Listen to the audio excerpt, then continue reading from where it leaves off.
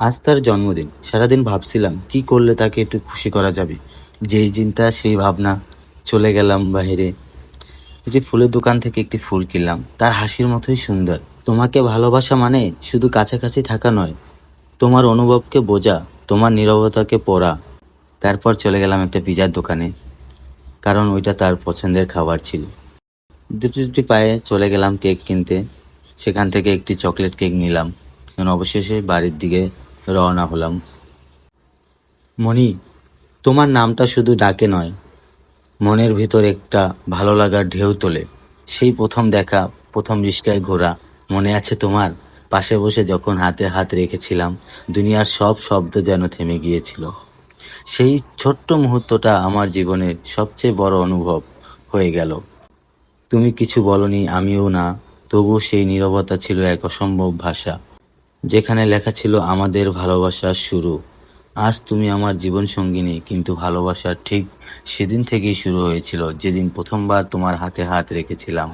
মনি, তোমার এই নীরব সম্মতি, আমার পাশে থাকার অনুভবটাই আমার জীবনের সবচেয়ে দামি অর্জন। ভালোবাসি আজও, প্রতিদিন, প্রতি মুহূর্ত।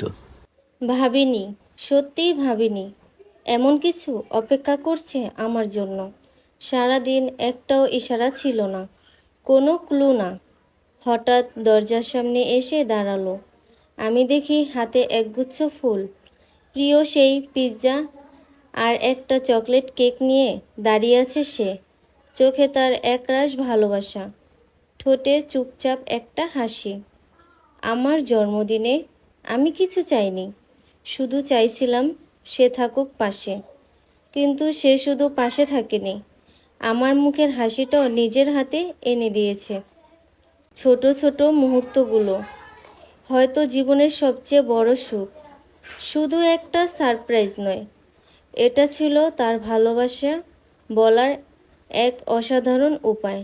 আজ বুঝলাম, ভালোবাসা মানে বড় কিছু নয়, ভালোবাসা মানে ভেবে রেখেছে, চুপচাপ করে ফেলেছে, শুধু আমার জন্য, শুধুই আমার।